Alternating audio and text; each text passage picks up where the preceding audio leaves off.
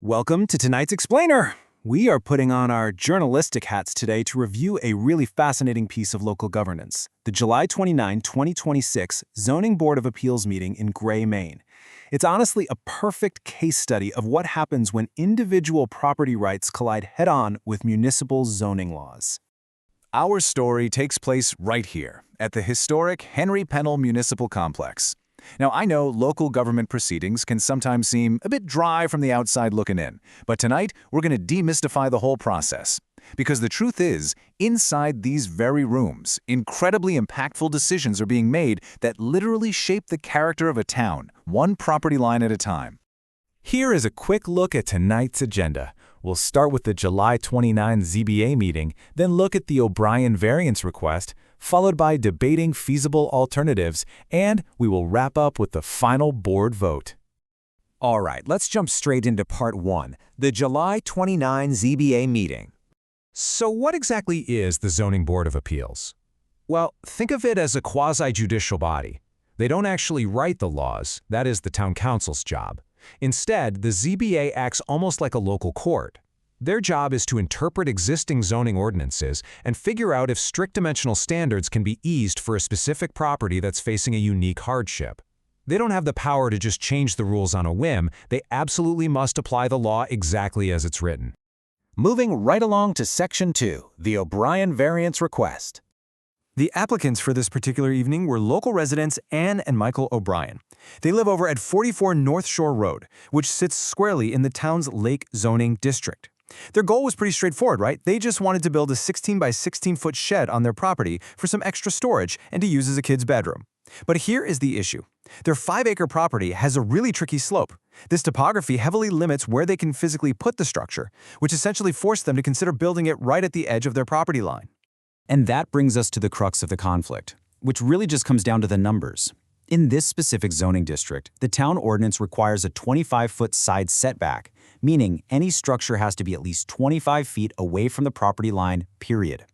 But because of that sloped lot, the O'Briens were asking the town to reduce that to just 5 feet. So we're talking about a massive 20-foot variance from the town standard. That's a huge leap. To actually get permission for this, the O'Briens had to apply for what's known as a practical difficulty variance. And let me tell you, this isn't just a simple favor the board can hand out because they feel like it. It's a formal legal relaxation of zoning terms, and it is allowed only if the applicant can definitively prove that their specific situation meets a very strict legally binding checklist. The board evaluates every single request against this rigorous 6-point checklist. The hardship has to be due to topography, it can't cause any negative neighborhood change, it can't be something the owner created themselves, there has to be no feasible alternative, it must protect the environment, and it has to sit outside the shoreland area. If an applicant fails even one of these 6 points, that's it. The entire application sinks. Which brings us to Section 3, debating feasible alternatives. During the deliberation, things got really interesting. ZBA member Scott Liberty voiced a perspective that is deeply rooted in individual property rights. He stated, "I'm more of an originalist to the Constitution. You own the land, you pay taxes on it." Basically, his stance was that if a property owner has 5 secluded acres and wants to build a shed that their neighbors have zero problem with, the town really shouldn't be standing in their way over an arbitrary setback line. But then, you contrast that with ZBA member Derek Shirley's view. You have to remember, a 20-foot variance is historically massive for this board. Shirley was really worried about precedent. His concern was that granting a 5-foot setback to the O'Briens would completely strip the board of their legal footing to deny the very next applicant who asks for the exact same thing. In his words, it opens the floodgates and could completely unravel the community's zoning standards. And then you add ZBA member Andrew Hersom into the mix. He focused strictly on the legal definition required by criterion number 4, no feasible alternative. When he was asked to define the word feasible, Hersom pointed out that if an alternative is structurally and physically possible, even if it is way more expensive or highly inconvenient for the owner, then it's technically feasible. And the law says if a feasible alternative exists, the board is legally bound to deny the variance. So what exactly were these alternatives they were talking about? Well, the board floated a few ideas. The town had recently changed some rules so that smaller sheds, like a 10 by 16, only require a 10-foot setback. So they suggested the O'Briens just shrink the design of their shed. Another major sticking point was an existing woodshed. The O'Briens already had a small woodshed sitting in the exact setback space they were trying to avoid using. The board argued, hey, you could simply relocate that smaller woodshed to make room. Naturally, Michael O'Brien was pretty frustrated by this whole process, and he countered those points. He noted his lot is heavily wooded, the neighbors fully supported the project, and moving the new shed any further into his yard would put it right on top of his home's septic system pump-out. From his point of view, the government was just splitting hairs and blocking a totally harmless project on a secluded lot. And to him, being forced to relocate a pre-existing woodshed just seemed entirely unreasonable.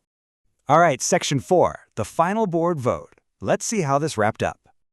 Looking at the final tally, the board actually unanimously agreed with the O'Briens on topography, neighborhood impact, and environmental safety. But the application decisively failed on criteria C and D. Because that woodshed had previously been placed in the way, and because they could theoretically build a smaller structure, the board voted 1-4 against them on those two specific points. And remember how we said you must pass all 6 criteria to get a variance? Well, because of those 2 failures, the Maine motion to grant the O'Brien's request ultimately failed by a vote of 1-4.